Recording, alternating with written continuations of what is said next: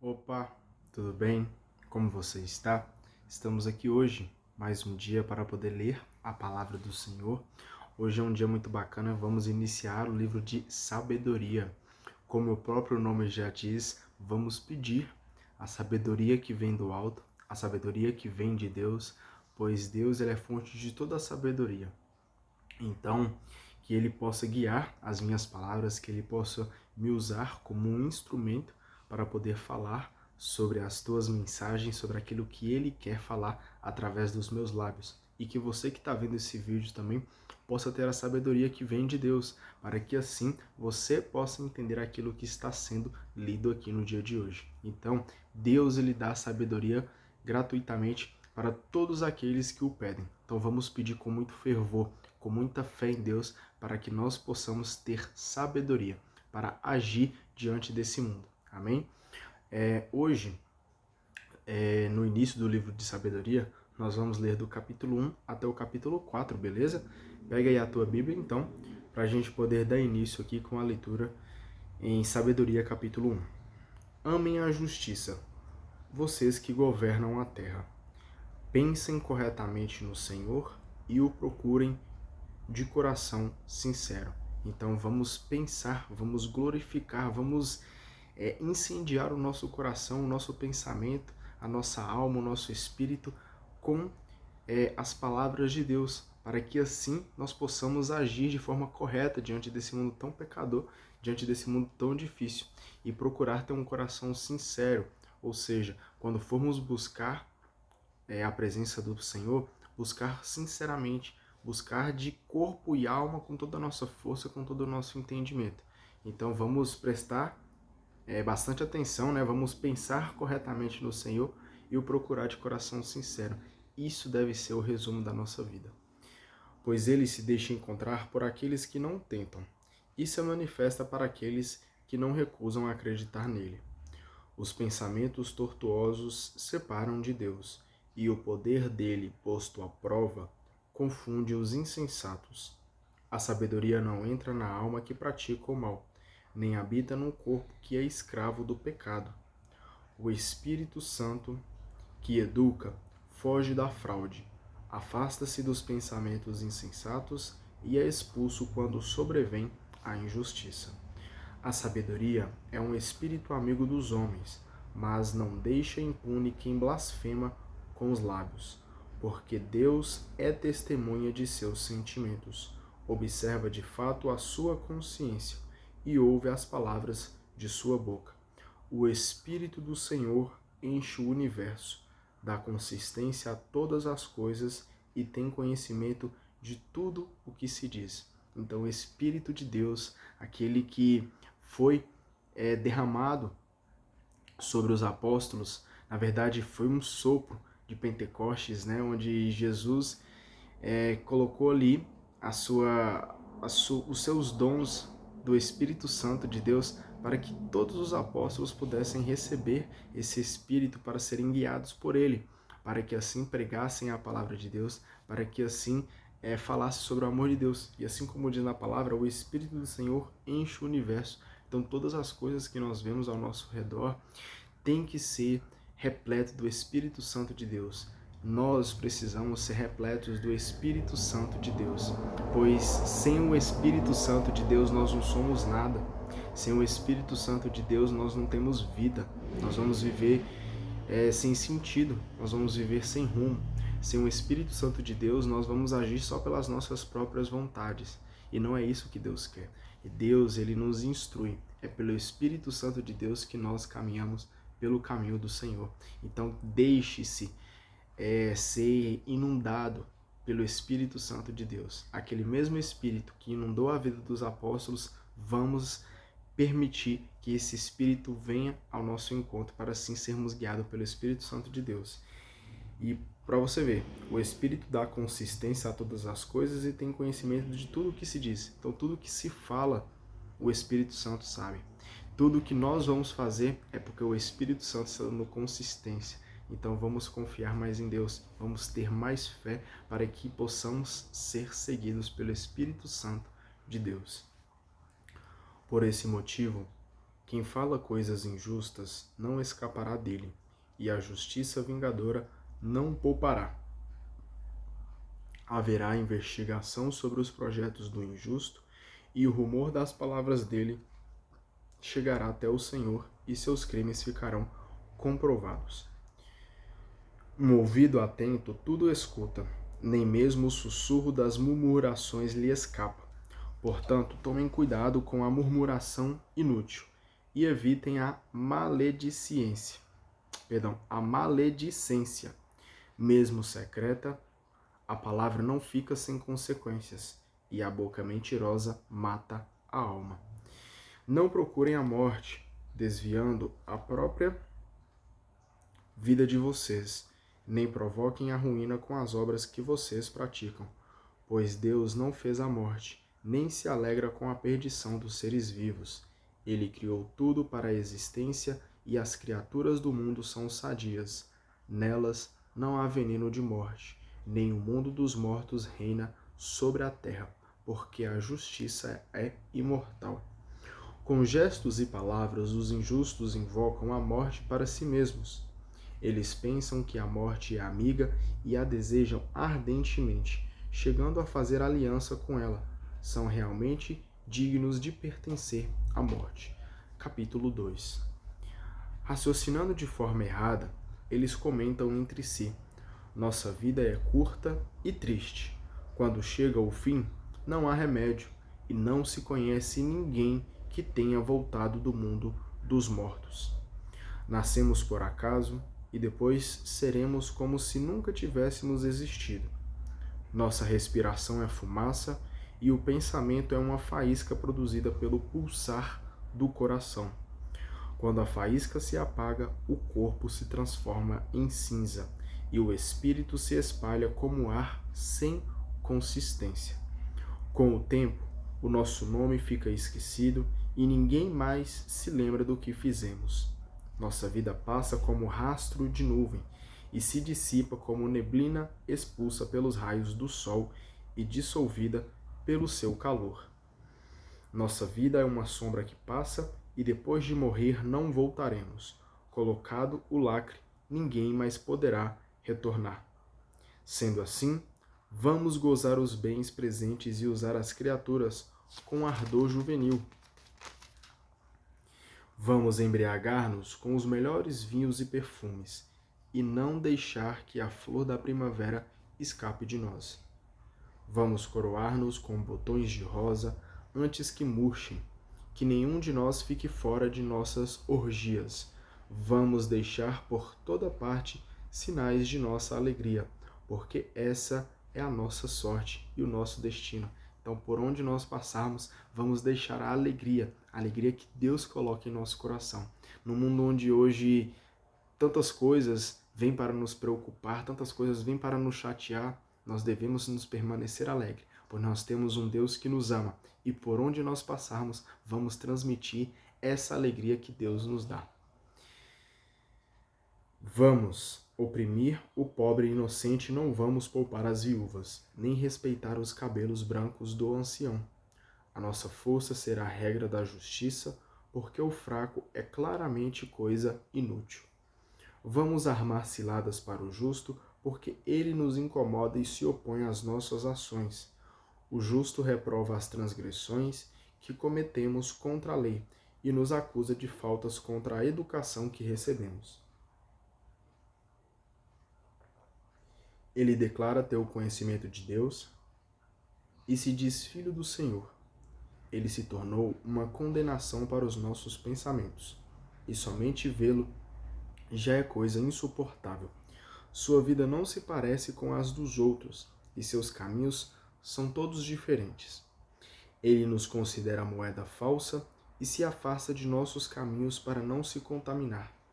Proclama feliz o destino dos justos e se gaba de ter Deus como Pai. Vejamos se é verdadeiro o que ele diz e comprovemos o que lhe vai acontecer no fim. Se o justo é filho de Deus, Deus cuidará dele e o livrará da mão dos seus adversários. Vamos prová-lo com insultos e torturas, para verificar a sua serenidade e examinar a sua resistência. Vamos condená-lo a sofrer morte vergonhosa, porque ele mesmo diz que não lhe faltará socorro. Eles pensam assim, porém estão enganados, porque a maldade deles os deixa cegos. Não conhecem os segredos de Deus, não esperam o pagamento pela santidade, nem acreditam na recompensa das vidas puras. Sim, Deus criou o homem para ser incorruptível e o fez à imagem da sua própria natureza. Mas pela inveja do diabo,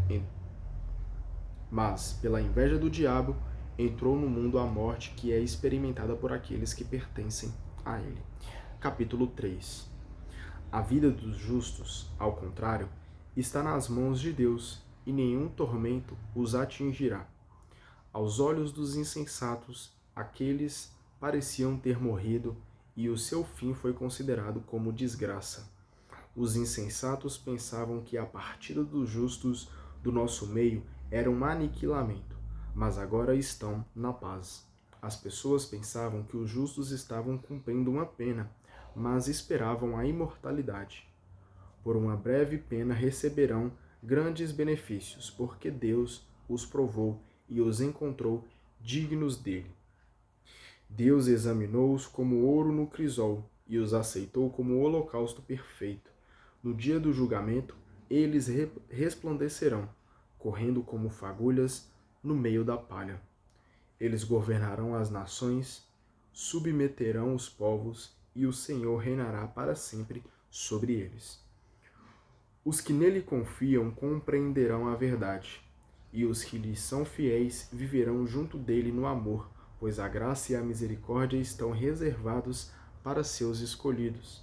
Olha para você ver que maravilha. Todos aqueles que confiam em Deus irão compreender a verdade dele. Todos aqueles que colocam as vontades de Deus irão entender a verdade dele. Olha para você ver que maravilha. Todos aqueles que colocam a Deus acima de todas as coisas, que amam a Deus acima de todas as coisas, compreenderão a verdade do Senhor. E os que lhe são fiéis viverão junto dele no amor, pois a graça e a misericórdia estão reservadas para os seus escolhidos. Então nós temos um Deus misericordioso, porém aqueles que são fiéis para com ele viverão com ele na eternidade, viverão com ele o amor verdadeiro, pois Deus, ele é o amor verdadeiro. Ele nos ama verdadeiramente, não à toa que ele é 100% fiel, entregou o seu único filho para morrer na cruz em prol dos nossos pecados. Então nós temos um Deus maravilhoso, nós devemos nos entregar e ser fiel a esse Deus. E aí continua a passagem e ela diz o seguinte: os injustos, porém, serão castigados por sua maneira de pensar, porque desprezaram o justo e se afastaram do Senhor. Então, os injustos, aqueles que cometem injustiça, que preferem viver no pecado do que viver a misericórdia do Senhor, do que viver as vontades de Deus, infelizmente eles vão ser condenados. E eles desprezaram o Senhor. Então imagine, cara, você chegando no dia do arrebatamento e você vê que você não foi chamado para ficar perto de Deus. Cara, deve ser uma tristeza assim imensurável, não dá nem para imaginar. Porque nós podemos negar todas as coisas desse mundo. Tudo nós podemos negar nesse mundo. Porém, nós não devemos jamais negar a Deus, pois Deus ele nos ama infinitamente e é Ele quem vai nos salvar. Se nós negaremos a Deus aqui nessa terra, pode ter certeza que Ele vai nos negar lá no céu. Então vamos nos entregar, vamos amar verdadeiramente a Deus enquanto é tempo. Vamos parar de negligenciar, parar de negar Jesus e querer viver os pecados, querer viver as vontades da carne. Não é isso que Deus nos deseja. Vamos viver para Cristo, porque Deus nos ama infinitamente. É infeliz quem despreza a sabedoria e a disciplina. Sua esperança é vazia, suas fadigas não produzem fruto e suas obras são inúteis. Suas mulheres são insensatas, seus filhos depravados e sua descendência é maldita. Feliz a mulher estéril que permanece irrepreensível e desconhece união pecaminosa, porque ela receberá seu fruto no julgamento das almas. Feliz também o eunuco, que não cometeu a injustiça, nem pensou coisas más contra o Senhor. Ele, por sua fidelidade, receberá uma graça especial e uma recompensa invejável no templo do Senhor. Pois o fruto das boas obras é glorioso e a raiz da sabedoria é imperecível. Os filhos dos adúlteros não chegarão à maturidade, e a descendência de uma união ilegítima desaparecerá. Mesmo que tenham vida longa, ninguém fará caso deles, e sua velhice no fim será sem honra. Se morrerem cedo, não terão esperança nenhuma, nem consolação no dia do julgamento, porque é terrível o fim de uma geração perversa. Vamos agora para o capítulo 4. É melhor não ter filhos e possuir a virtude, porque a memória da virtude é imortal, e tanto Deus como os homens a conhecem. Quando está presente, todos a imitam. Se está ausente, todos a desejam. E, por fim, ela triunfa na eternidade, coroada e vitoriosa por ter vencido com limpidez no campo de combate. A descendência numerosa dos injustos não servirá para nada. Nascida de ramos, bastardos, não lançará raízes profundas, nem terá base firme. Mesmo que por algum tempo seus ramos estejam verdes, ela está mal fixada no solo. Será abalada pelo vento e arrancada pela violência do furacão. Seus frágeis ramos serão quebrados, seu fruto será inútil e intragável, e ela não servirá para nada. De fato, os filhos nascidos de uniões ilegais testemunharão a perversidade de seus pais quando estes forem julgados. Ainda que morra prematuramente, o justo encontrará repouso. Velhice honrada não consiste em ter vida longa, nem é medida pelo número de anos. Os cabelos brancos do homem valem pela sua sabedoria, e a velhice pela sua vida sem manchas. O justo agradou a Deus, e Deus o amou. Então a justiça, ser um homem justo, ser uma mulher justa, nesse mundo tão pecador, nesse mundo tão injusto, cheio de absurdos, cheio de coisas ruins, cheio de pecado, o justo, aquele que busca viver as vontades de Deus, busca amar a Deus sobre todas as coisas, parar de querer viver as suas necessidades e buscar viver os propósitos de Deus, esse Deus o ama verdadeiramente. Olha para você ver, isso é palavra bíblica. O justo agradou a Deus e Deus o amou. Então Deus ele ama a justiça. Deus ele ama aquele que busca ele intensamente, de coração aberto, de peito aberto, com toda a alma, com toda a força e com todo o entendimento. Então vamos buscar ser pessoas mais justas para sermos amados por Deus. E olha que é um detalhe até muito importante a gente salientar para que não haja dúvidas, né? Mas Deus, cara, ele amou até mesmo os injustos. Olha para você ver. Deus, ele amou até mesmo os injustos. Ele entregou o seu filho. Vou repetir mais uma vez, cara. Vou repetir isso mais uma vez. Deus, ele entregou o seu único filho que não merecia passar por tudo aquilo que ele passou para morrer, para salvar-nos do pecado. Olha para você ver. Até mesmo aqueles que nem merecem, Deus amou. Ou seja, todos, né? Pois nós não somos, nenhum de nós somos merecedores da morte de Jesus. Nenhum de nós somos. Porém, Deus nos ama tanto, mesmo não merecendo nem um pouco, ele entregou o seu único filho para morrer na cruz. Então reflita se não vale a pena arrependermos dos nossos pecados enquanto é tempo, para assim podermos fazer a morada com Deus de amor. Esse Deus que diz aqui, o justo agradou a Deus e Deus o amou. Então vamos refletir sobre as nossas atitudes, se estamos buscando mais viver o pecado ou se estamos mais viver o amor de Deus. Vamos refletir. Eu, Vitor, vou trabalhar incessantemente, incansavelmente, para viver o amor de Deus, para viver junto com o amor de Deus. Como ele vivia entre os pecadores, Deus o transferiu. Foi arrebatado para que a malícia não lhe pervertesse os sentimentos ou para que o engano não o seduzisse. De fato, o fascínio do vício obscurece os verdadeiros valores, e a força da paixão perverte a mente que não tem malícia. Amadurecido em pouco tempo, O justo atingiu a plenitude de uma vida longa. A alma dele era agradável ao Senhor, e este se apressou em tirá-lo do meio da maldade. Muita gente vê isso, mas não compreende nada, não reflete. Que a graça e a misericórdia de Deus são para os seus escolhidos, e a proteção dele é para os seus santos. Quando morre, o justo condena os injustos que continuam a viver, e a juventude que chegou rapidamente à perfeição condena a longa velhice do injusto. Muita gente verá o fim do sábio, mas não compreenderá o que Deus queria a respeito dele, nem porque o colocou em segurança. Tais pessoas verão e mostrarão seu desprezo, mas o Senhor se rirá delas. Essas pessoas, porém, se tornarão para sempre cadáveres desonrados e objetos de zombaria entre os mortos. De fato, Deus vai jogá-las de cabeça para baixo, sem que possam dizer uma palavra sequer, e as arrancará de seus alicerces. Ficarão completamente arruinadas, viverão na aflição, e a memória delas desaparecerá. Os injustos, quando forem prestar conta de seus pecados, chegarão cheios de terror, e os seus crimes os acusarão cara a cara. Cara, não adianta esconder. Não adianta esconder. Se vivermos em pecado, iremos ser condenados pelo pecado que cometemos. Então vamos buscar o mais rápido possível se arrepender de tudo aquilo que nós praticamos de errado. E olha que nós devemos nos arrepender todos os dias. Todos os dias nós pecamos, mas vamos nos arrepender de coração aberto, verdadeiramente, pois assim como diz na palavra, e seus crimes os acusarão cara a cara.